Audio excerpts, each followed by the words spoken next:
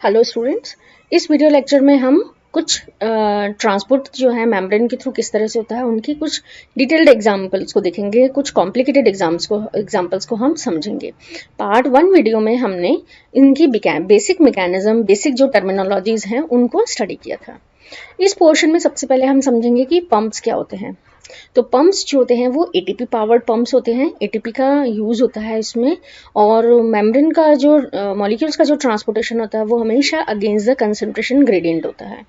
तो आपको बहुत ज़्यादा डिटेल में इसमें जानने की ज़रूरत नहीं है, क्योंकि फर्स्ट ईयर के अकॉर्डिंग इतना ज़्यादा आपको डिटेल में जानने की ज़रूरत नहीं है। हम लोग यहाँ पे सिर्फ ब्रीफ में देखेंगे कि कौन कौन से पंप्स होते हैं, ताकि आपको ये पता रहे कि एग्जाम्पल कौन कौन से होते हैं पंप्स के। इवन आपको नाम पता होने चाहिए। तो यहाँ पे आपके पंप्स जो होते हैं P class pump, V class pump, F class pump and ABC super family, ये 4 तरह के पंप्स यहाँ पे प्रेजेंट होते हैं। पी क्लास पंप जो होते हैं ये प्लाज्मा मेम्ब्रेन में, फंजाइज में प्रेजेंट होते हैं, प्लांट्स में प्रेजेंट होते हैं और बैक्टीरिया में प्रेजेंट होते हैं। तो इस तरह के पंप्स जो होते हैं उनको हम प्रोटॉन पंप्स भी कहते हैं। Plasma membrane of higher eukaryotes में सोडियम पोटेशियम पंप आपके पी क्लास पंप का एग्जांपल है, जिसमें कि आप ये देखते हैं कि यहाँ पे 2 तरह की यूनिट्स होती हैं, alpha unit and beta unit. Alpha unit का जो साइटोप्लाज्मिक फेज होता है, यहाँ पे कोई भी मॉलिक्यूल अटैच होता है और फिर इसका ट्रांसपोर्टेशन जो होता है वो एक्सटर्नल मीडियम में होता है, और इस पूरे प्रोसेस में एटीपी का एडीपी में कन्वर्जन होता है। Apical plasma membrane of the mammalian stomach, यहाँ पे पी क्लास पंप प्रेजेंट होते हैं। Plasma membrane of all eukaryotic cells में कैल्शियम पंप्स जो होते हैं, या सार्कोप्लाज्मिक रेटिकुलम में जो कैल्शियम पंप्स होते हैं जो कि मसल्स में प्रेजेंट होते हैं, वो भी आपके पी क्लास पंप का एग्जाम्पल है। वी क्लास पंप जो होते हैं वो वैक्यूल से रिलेटेड होता है। किसी भी वैक्यूल की या लाइजोसोम की जो आपके एक एसिडिक एनवायरनमेंट जो क्रिएट किया जाता है, वो एक आपका वी क्लास पंप का एग्जाम्पल है, जिसमें कि प्रोटॉन्स जो है वो सेल से बाहर निकलते हैं। यानी सेल में जो है एक पॉजिटिव एनवायरनमेंट क्रिएट होता है। सेल के थ्रू जो होते हैं वो पॉजिटिव आयंस जो होते हैं बाहर की तरफ रिलीज होते हैं, तो सेल के अंदर एक नेगेटिव एनवायरनमेंट क्रिएट होता है। तो एटीपी का एक्सपेंशन होता है इसमें भी, इसे हम कहते हैं V class pump. F class pump जो होती हैं ये आपके बैक्टीरियल प्लाज्मा मेम्ब्रेन में, एनर माइटोकॉन्ड्रियल मेम्ब्रेन में प्रेजेंट होते हैं, या थाइलेकोइड मेम्ब्रेन में ही स्पेसिफिकली प्रेजेंट होते हैं। और एफ क्लास पंप जो होती हैं ये एक नॉर्मली जहाँ पे एटीपी का हाइड्रोलिसिस होता है, यहाँ पे आपके एटीपी का सिंथेसिस होता है। ये एक मेजर डिफरेंस है जो आपको पता होना चाहिए कि एफ क्लास पंप जो होते हैं ये एटीपी के सिंथेसिस से रिलेटेड होते हैं। एबीसी सुपर फैमिली जो होती हैं ये कोई भी जो फॉरेन पार्टिकल हमारी सेल में आता है, एंटर होता है, उसको बाहर निकालने के लिए यहाँ पे एबीसी सुपर फैमिली प्रेजेंट होती है, जहाँ पे भी एटीपी का एक्सपेंशन होता है। यहाँ पे हम देख सकते हैं ट्रांसपोर्ट ऑफ प्रोटॉन, केवल प्रोटॉन का जो ट्रांसपोर्ट है वो किस तरह से हो रहा है। अब हम देख सकते हैं कि प्रोटॉन जो है वो अंदर की तरफ आ रहा है, जिससे कि पॉजिटिविटी इंक्रीज हो रही है। ल्यूमन में इलेक्ट्रिकल पोटेंशियल बाहर अंदर पॉजिटिव, बाहर की तरफ नेगेटिव है, और एटीपी से एडीपी का जनरेशन हो रहा है। और इस पॉजिटिविटी को कम करने के और क्या तरीके हो सकते हैं कि क्लोराइड आयन भी जो है वो अंदर की तरफ एंटर करे। इसकी वजह से किसी भी तरह का इलेक्ट्रिकल पोटेंशियल क्रिएट नहीं होता है। अंदर की तरफ, सेल के अंदर की तरफ एक न्यूट्रल एनवायरनमेंट जो है वो क्रिएट होता है। तो इसको हम कहते हैं जनरेशन ऑफ इलेक्ट्रोकेमिकल ग्रेडियंट। तो केवल ओनली ट्रांसपोर्ट ऑफ प्रोटॉन के जो ट्रांसपोर्ट है उसी की वजह से इलेक्ट्रोकेमिकल ग्रेडियंट का डेवलपमेंट होता है। ABC transporter superfamily, largest family of the membrane transport proteins.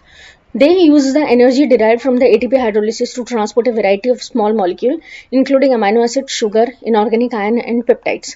ABC transporters also catalyze the flipping of lipid between the monolayer and membrane. Bacterial permease are ABC proteins that import a variety of nutrients from the environment. यहाँ पे हम बात करते हैं 2T membranes domain होते हैं। एक T domain होता है, एक A डोमेन होता है, और इसे हम मल्टी ड्रग रेजिस्टेंस प्रोटीन्स भी कहते हैं, जिसे हम कहते हैं एमडीआर प्रोटीन्स।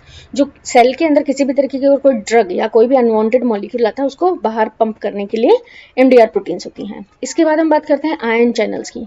आयन चैनल्स 2 तरह के होते हैं, gated ion channels and non gated ion channels. Non gated ion channels जो होते हैं ये हमेशा खुले रहते हैं, जिन्हें हम लीकी चैनल्स भी कहते हैं। Positive leaky channels and sodium leaky channels, इसके अलावा कैल्शियम लीकी चैनल्स, ये 3 मेन चैनल्स हमारे बॉडी में प्रेजेंट होते हैं जो कि हमेशा खुले रहते हैं। गेटेड आयन चैनल्स अलग अलग होते हैं। ये कोई भी लिगेंड गेटेड हो सकते हैं, या वोल्टेज गेटेड हो सकते हैं, या मैकेनो सेंसिटिव हो सकते हैं। यानी ये चैनल्स जो होते हैं वो नॉर्मली बंद रहते हैं, गेटेड रहते हैं किसी भी पर्टिकुलर, या जैसे हम बात करें लिगेंड गेटेड चैनल की, तो इस तरह के जो चैनल्स होते हैं वो पर्टिकुलर किसी लिगेंड के ज्वाइन होने पे ही ओपन होंगे। इसी तरह से वोल्टेज गेटेड चैनल्स एक पर्टिकुलर वोल्टेज पे ओपन होते हैं। यहाँ पे आप देख सकते हो वोल्टेज गेटेड चैनल्स ओपन है, कोई भी एक्स्ट्रा सेलुलर लिगेंड यहाँ पे बाइंड करता है, और लिगेंड गेटेड इंट्रासेलुलर यहाँ पे हो गया, तो ये मैकेनिकली ओपन हो जाते हैं। ठीक है, ये ओपन हुए, यहाँ पे पर्टिकुलर कोई भी लिगेंड जो है वो ज्वाइन हो गया, तो ये हम क्या कह रहे हैं, यहाँ पे ये ओपन हो चुके हैं। को ट्रांसपोर्टेशन, को ट्रांसपोर्टेशन में यूनिपोर्टर, सिम्पोर्टर एंड एंटीपोर्टर 3 तरह की हमने बात की थी। Use the energy stored in the sodium and proton electrochemical gradient to power the transport to of another substance. तो को ट्रांसपोर्टेशन जो होता है उसमें क्या होता है कि एक मॉलिक्यूल जो है अपने हमेशा higher concentration to lower concentration move कर रहा होता है, जबकि दूसरा मॉलिक्यूल जो है वो हमेशा अपनी lower concentration to higher concentration move कर रहा होता है। इस पूरे प्रोसेस में क्या होता है, इसे हम सेकेंडरी एक्टिव ट्रांसपोर्ट भी कहते हैं। इसमें एक मॉलिक्यूल जो अपने higher concentration to lower concentration move करता है, उससे एनर्जी लिबरेट होती है, और इस एनर्जी को यूज करके दूसरा मॉलिक्यूल अपनी लोअर कंसेंट्रेशन से हायर कंसेंट्रेशन की तरफ मूव करता है। ये दोनों मूवमेंट एक डायरेक्शन में भी हो सकती है और अगली अपोजिट डायरेक्शन में भी हो सकती है। तो अगर एक ही डायरेक्शन में दोनों मॉलिक्यूल मूव कर रहे हैं तो हम इसे कहते हैं सिम्पोर्ट, और अगर अलग अलग डायरेक्शन में मूव करते हैं तो हम इसे क्या कहते हैं, एंटीपोर्ट। तो ये एक तरह से क्या होता है, कपल्ड ट्रांसपोर्ट होता है, यानी दो मॉलिक्यूल एक दूसरे के साथ मूव करते हैं। यहाँ पे आप देख सकते हो एक्टिव ट्रांसपोर्ट आयन का है, तो ये सोडियम और ग्लूकोज का ट्रांसपोर्ट किस तरह से होता है। तो सोडियम और ग्लूकोज दोनों ही मॉलिक्यूल्स अपने सिम्पोर्टर का एग्जांपल है, दोनों ही मॉलिक्यूल्स अपने एक ही डायरेक्शन में मूव कर रहे हैं, लेकिन दोनों की मूवमेंट अलग अलग है। सोडियम की कंसंट्रेशन आप देख सकते हैं आउटर एनवायरनमेंट में ज़्यादा है, तो सोडियम अपनी हायर कंसंट्रेशन से लोअर कंसंट्रेशन की तरफ मूव कर रहा है, और इससे जो एनर्जी निकलती है उस एनर्जी को यूज करते हुए ग्लूकोज अपनी हायर कंसंट्रेशन से लोअर कंसंट्रेशन की तरफ मूव करता है। यानी ग्लूकोज जो है, ग्लूकोज की कंसंट्रेशन ऑलरेडी सेल में ज्यादा है और फिर ये वापस से सेल में ही एंटर करता है। Secondary active transport, secondary active transport में हमने बात किया था जिसमें एक मॉलिक्यूल अपनी साथ के जो दूसरा मॉलिक्यूल है उसकी एनर्जी को यूज करते हुए मूव करता है। यहाँ पे आप इस डायग्राम को देख सकते हो, रिजॉर्प्शन जो है वो ग्लूकोज का फ्रॉम द किडनी किस तरह से ग्लूकोज मॉलिक्यूल को रिजॉर्ब करती है। तो यहाँ पे आप देख सकते हो ब्लड है, ब्लड में आपके ग्लूकोज मॉलिक्यूल प्रेजेंट है। यहाँ पे कुछ ट्रांसपोर्टर मॉलिक्यूल्स होते हैं जिसे हम कहते हैं GLUT2 के थ्रू जो होती है ये बेसल सरफेस से,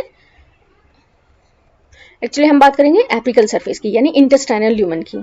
इंटेस्टाइनल ल्यूमन में जो भी हमने फूड खाया उससे ग्लूकोज बना, ठीक है। ये ग्लूकोज जाएगा कहाँ पे, ब्लड में, यानी हम कहाँ से कहाँ को पढ़ रहे हैं, एपिकल सरफेस से हम बेसल सरफेस की तरफ ट्रांसपोर्ट किस तरह से हो रहा है हम उसे देख रहे हैं। तो ग्लूकोज मॉलिक्यूल्स जब जैसे ही इंटेस्टाइनल ल्यूमन में आता है, एपिथेलियल सेल्स जो होती हैं वहां पे एक ट्रांसपोर्टर प्रेजेंट होता है, सोडियम ग्लूकोज सिम्पोर्टर, जो कि सोडियम और ग्लूकोज दोनों को मूवमेंट कराता है। सोडियम की कंसंट्रेशन जो है वो सेल्स में कम है, बाहर की तरफ ज्यादा है, तो सोडियम अपनी हायर कंसंट्रेशन से लोअर कंसंट्रेशन की तरफ मूव करता है, और इस कंसंट्रेशन से जो एनर्जी मिलती है उस एनर्जी को ग्लूकोज यूज करता है, और ग्लूकोज अपनी ऑलरेडी हायर कंसंट्रेशन की तरफ मूव करता है। तो इस तरह से ग्लूकोज जो है वो एपिकल सरफेस से बेसल सरफेस और बेसल सरफेस से ब्लड में मूव करता है, ठीक है। यहाँ पे आपके दूसरा सिम्पोर्टर प्रेजेंट, दूसरा ट्रांसपोर्ट होता है जिसे हम कहते हैं ग्लट ट्रांसपोर्टर, GLUT2। तो ये आपके सेकेंडरी एक्टिव ट्रांसपोर्ट का एग्जाम्पल है। इसी तरह से एंटीपोर्टर्स होते हैं जिसमें दोनों की मूवमेंट अलग अलग डायरेक्शन में होती है। यहाँ पे होता है sodium link antiporter export calcium from the cardiac muscles. तो कार्डियक मसल्स में कैल्शियम का ट्रांसपोर्टेशन किस तरह से होता है उसको हम यहाँ पे इस एग्जाम्पल के थ्रू समझ सकते हैं। इसी तरह से सेवरल को transporter regulate the cytoplasmic pH, इसी का एक एग्जाम्पल और है जिसे आपको को ट्रांसपोर्टर्स के एग्जाम्पल देने, तो आप वहां पे इसको एक्सप्लेन कर सकते हो कि साइटोप्लाज्मिक पीएच जो होती है वो भी को ट्रांसपोर्टर्स के थ्रू बैलेंस्ड रहती है। या आपके ट्रांस एपिथेलियल ट्रांसपोर्ट होता है जिसमें कि एक पूरी की पूरी मेम्ब्रेन के थ्रू किस तरह से ट्रांसपोर्ट होता है, तो ये उसका एग्जाम्पल है। Now this is all about the transportation हमने डिफरेंट डिफरेंट बेसिक और एडवांस एग्जाम्पल के थ्रू ट्रांसपोर्टेशन को समझा है, जिसमें कि हमने तीनों तरह के ट्रांसपोर्टेशन लाइक डिफ्यूज़न क्या है, ऑस्मोसिस क्या है, ट्रांसपोर्टर्स क्या होते हैं, आयन चैनल्स क्या होते हैं, पंप्स क्या होते हैं, क्या इनकी मैकेनिज्म रहती हैं, डिफरेंट एग्जाम्पल्स के थ्रू हमने इनको डिटेल में स्टडी किया। Thank you.